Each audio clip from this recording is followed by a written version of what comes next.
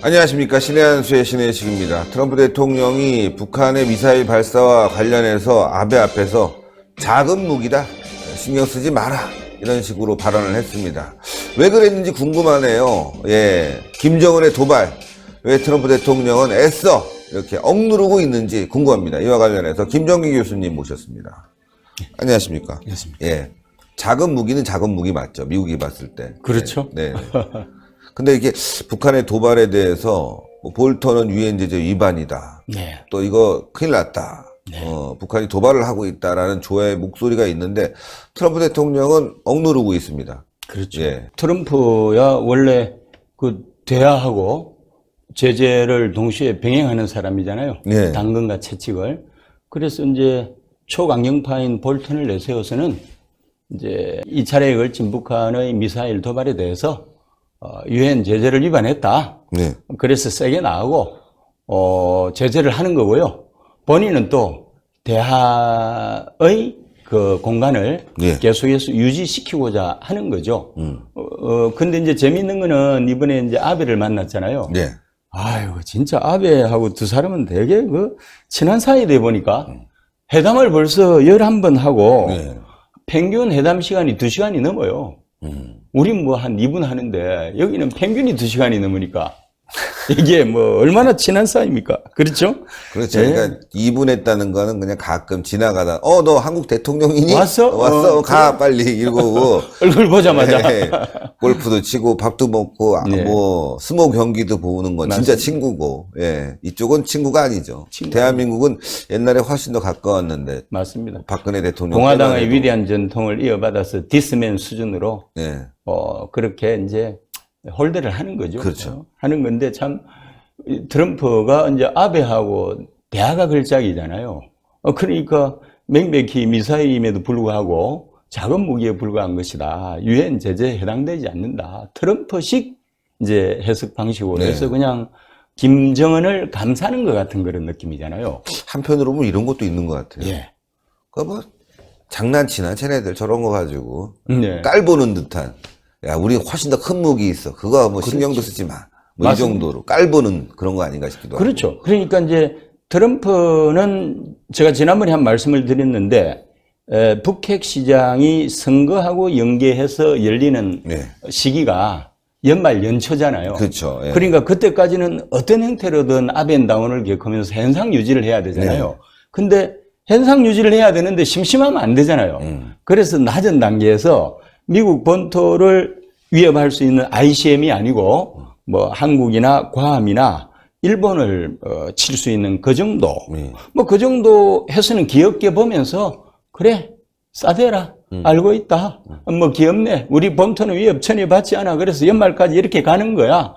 그런데 이제 그걸 빌미로 해서 이 유엔 제재를 적용해 버리면은 테러가 없어지잖아요. 네. 그래서 대통령은 계속해서 이 테러를 준비를 하고 그 다음에 참모들은 테러를 차단하고 그렇게 해서 짜고 치는 판으로 봐야 되지 않겠습니까? 네. 그래야 이제 두 사람 관계는 여전히 좋은 관계로 가잖아요. 또 국내 정치 문제하고 관련해서 바이든이 민주당의 유력한 그 대통령 후보잖아요. 예. 오바마 때 8년 동안 부통령을 했습니다. 그렇죠. 근데 이분이 제 로스쿨 선배예요.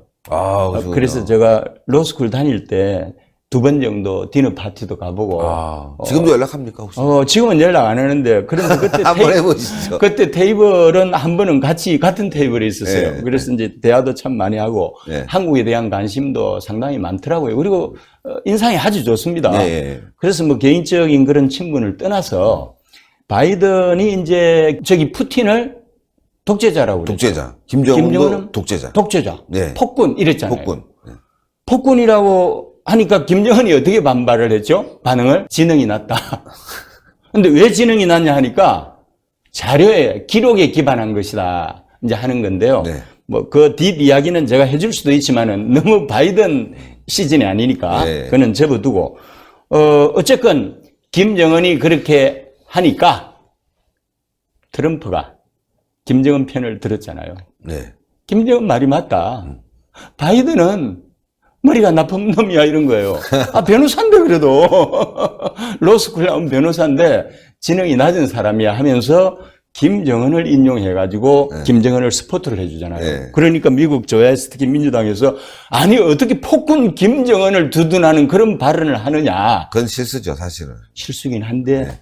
트럼프가 고도의 전략가라는 게 고도의 양쪽을 전략가. 다 치잖아요. 한편으로는 김정은을 어우르고 네. 한편으로는 차기 대선에서 본인의 최대 정적인 경쟁자인 바이든을 김정은의 입을 빌려서 차도 살인을 하는. 그러니까 트럼프가 진짜 이 전략 전술 구사하는 면에서는 천재적인 수준인 것 같아요. 네. 그렇게 해서 이제 지금 가고 있습니다. 그래서 이제 트럼프는 이제 재선 가도잖아요. 네. 어떻게 생각하세요? 트럼프가 재선될 것 같겠습니까? 뭐 그냥 끝날 것 같습니까? 저는 재선될 거라고 봐요. 그렇죠. 네, 재선될 저도 거라고. 100% 경제 상황이 너무 좋죠. 트럼프의 재선을 아주 확실하게 다지고 있는 것 같아요. 맞습니다. 네. 미국 대통령 선거에서 가장 중요한 요인이 경제 상황인데 네. 정말 잘 보신 거고요. 그래서 지금 트럼프가 주도하는 이 미국 경제 상황이 너무 좋습니다. 지금 뭐 지난달에만 해도 일자리를 거의 20만 개 정도 신규 일자리 창출하고 그다음에 우리가 지금 경제 성장률이 올해 1분기에 마이너스 0.3%인가 그렇죠? 네. 마이너스 났죠. 저 나라는 네. 3.2%입니다. 그러니까요. 이 게임이 됩니까? 그러니까 경제가 잘 돌아가는 거예요. 잘 돌아가는 거죠. 그래서 저도 이 트럼프가 재선에 무조건 승리할 거라고 이제 생각을 하는데 또 본인 입장에서는 경제만 가지고는 안 되잖아요. 물론 경제 정책을 잘 피웠어요. 감세 정책을 피웠어요. 그렇죠. 법인세가요 35%인데 20%로 낮췄습니다. 그럼 투자가 활성화되죠. 그렇죠. 그럼 공장이 만들어지고 제품이 나오고 고용을 창출하고 네. 이게 이제 선순환이 되는 거예요. 우리나라 대통령 문모 씨는 정확하게 거꾸로 가는 것 같아요. 거꾸로 가죠. 상속세도 폐지한 거 아세요?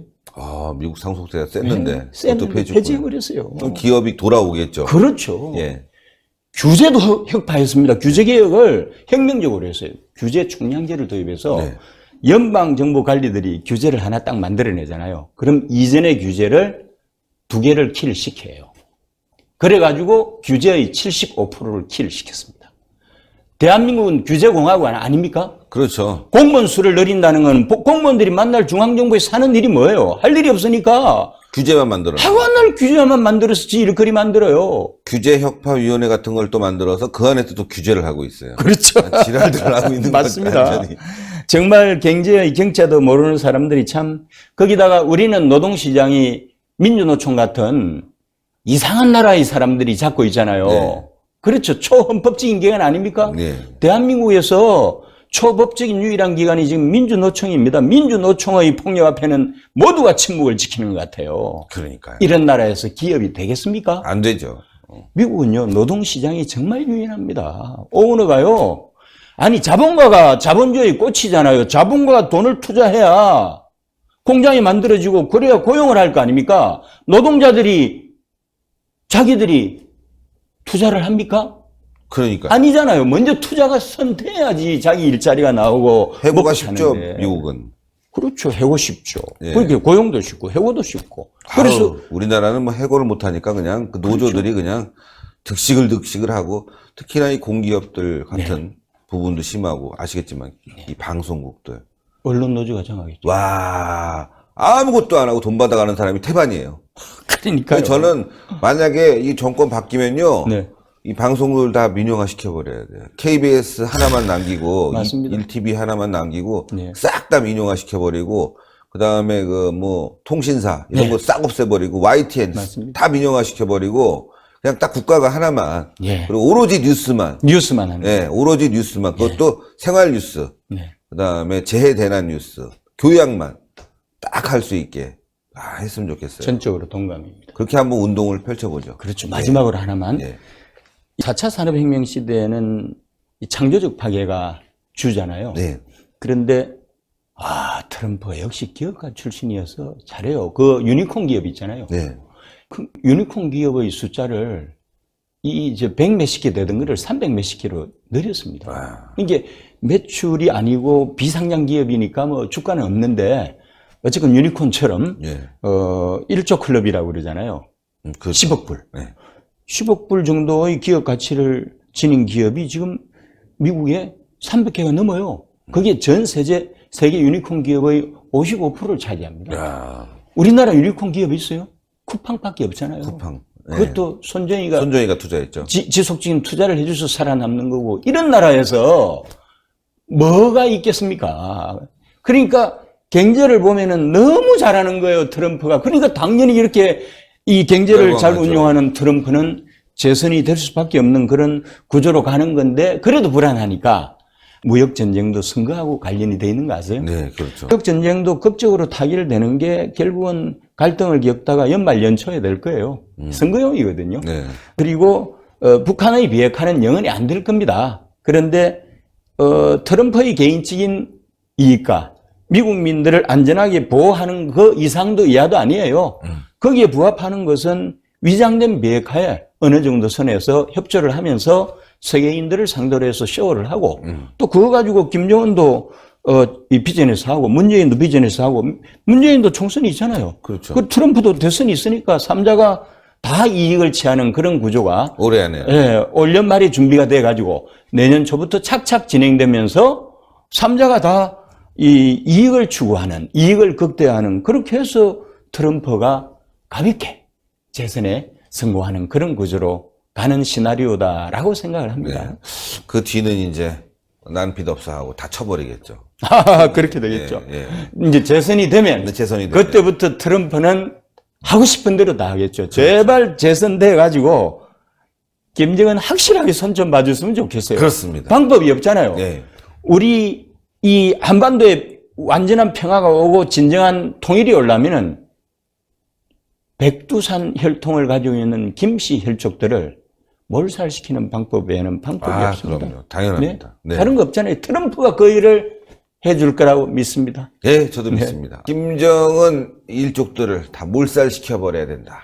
정확하죠. 그리고 함께 대한민국의 종북 좌파 세력도 몰살시켜버려야 된다. 그리고 쓰레기 언론들 싹 없애버려야 된다. 이 관변 언론들 그냥 쓰레기통에 다 묻어버리고 저자들을 다 백수를 만들어버려야 된다. 그리고 북한의 아오지 탄광으로 다 저자들을 보내버려야 된다. 이런 세상 와야 되겠습니다. 평화 통일이 되고 남한 주도의 통일이 되겠지만 지금 현재 대한민국이 사회주의 국가라고 하고 있잖아요. 네. 그래서 1%라도 만일에 적화 통일이 된다면은 제일 먼저 척길 대상이 누굴까요? 우리 보수 우파들이겠죠. 그 다음 남한의 누구? 종북자익들. 종북 자익들이 그 다음 타겟이에요. 그렇죠. 제일 먼저 칩니다. 네.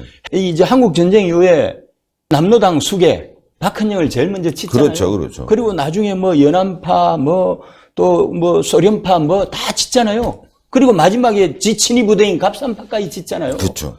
그게 김씨 혈족들이 역사적으로 보여준 잔인함인데, 아니 거기가 좋다고 줄 수 있는 사람들은 도대체 뭔지 모르겠어요. 하성인인가? 그러니까요. 네. 또라이들. 네. 네. 대한민국의 또라이들 다 없애버려야 되겠습니다. 예. 이자들은 말이죠. 살인마보다 나쁜 인간들입니다. 연쇄살인범보다 나쁜 것들이 바로 종북 쓰레기들입니다. 왜냐? 이자들은 전 국민 4천만을 죽일 수 있기 때문에 연쇄살인범보다 나쁜 인간입니다. 이자들을 그냥 싹 없애버리는 것이 훨씬 더 대한민국을 발전시킬 수 있는 일이라는 거 명심하시고 함께 종북 쓰레기들 처단에 함께 뛰어야 됩니다. 동그랗게 올라가는 구독 버튼 신뢰하면서 눌러주는 게 바로 그 길이고요. 추천 버튼, 댓글로 많은 성원 부탁드리겠습니다. 대단히 감사합니다. 감사합니다.